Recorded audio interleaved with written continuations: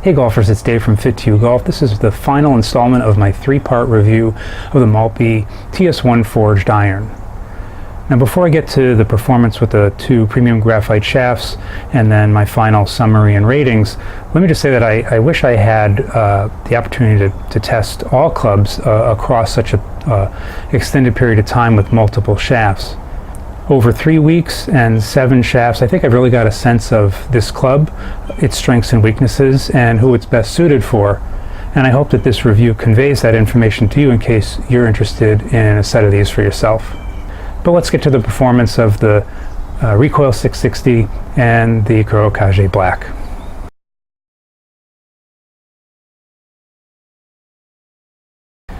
Alright, so I'm calling these premium graphite shafts. I know there are graphite shafts that cost more than this. These are both in the $25 range.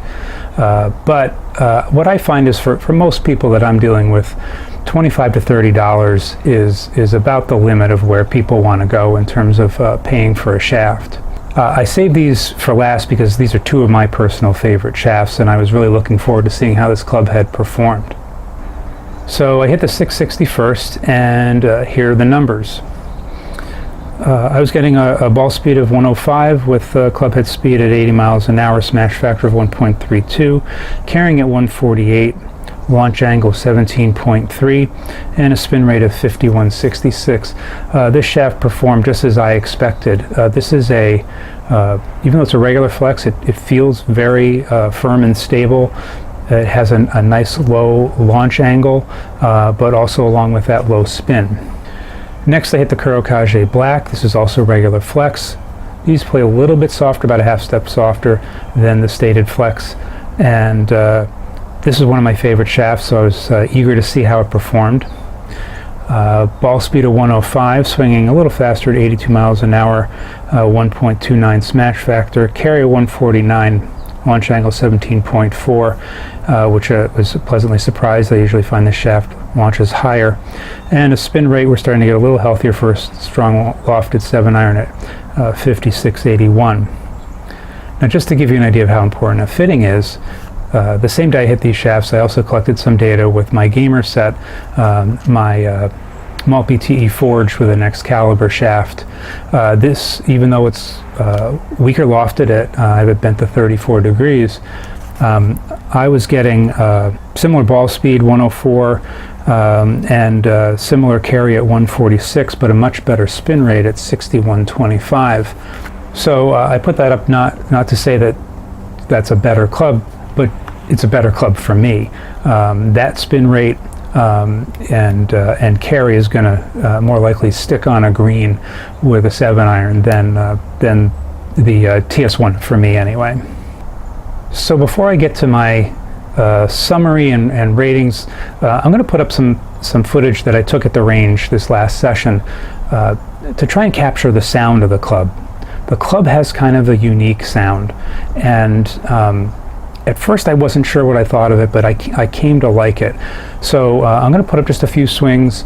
They're there not so much to critique my swing, but hopefully it'll pick up some of the sound. I set the camera at 2 different angles, and so hopefully you'll be able to hear it.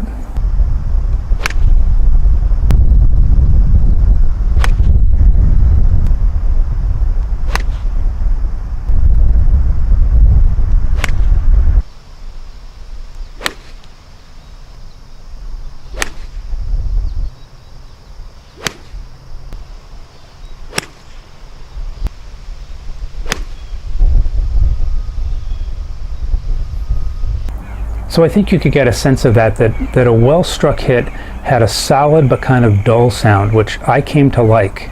I could tell by the sound whether I hit the center of the face or not, which gave me instant feedback, which personally I liked.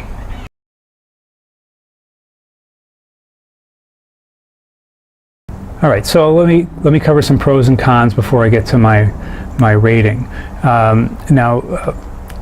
First, let me say that the looks of the club, the design of the club, is one of its greatest strengths, because I think this is one of the best looking irons I've seen, no matter what brand we're talking about. I really love its clean lines and how it looks. I wish I could play it better. I'm also going to say forgiveness. Now that's kind of with a qualifier of forgiveness with a blade. But after I collected the data, I put some impact tape on and I hit 6 or 7 balls. And as you can see from the strike pattern, you know, I did hit the center of the face, but I also tend to hit out towards the toe. I'm a bit of a handle raiser through impact, working on that. So that's my typical miss, and it performed well, even hitting there. There is some meat there. You hit high on the club, you're not going to get much forgiveness. But if you're still, you know, even with the center of gravity, this club will perform well. So I think it's well designed for someone who's maybe single digits, low mid handicap, who's pretty good at hitting the center of the face.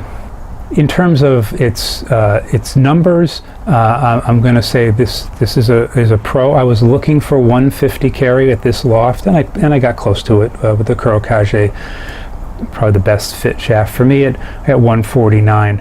And I got decent spin numbers for a strong loft at 7. But I think someone who's swinging a little faster is going to be able to produce some better launch conditions and probably better spin. In terms of the cons, I'm going to say the price. Now, I don't think what Golfworks is charging is unreasonable given the amount of labor and design that goes into this. I mean, it's forged and it's 2 pieces. You know, if you pair this head with a premium steel or graphite shaft and a decent grip, you're coming in at around $100 just for the materials before you get to labor, and that's a little bit pricey. So for a rating, I got to go with Birdie. This is a solid performer. It's a beautiful club.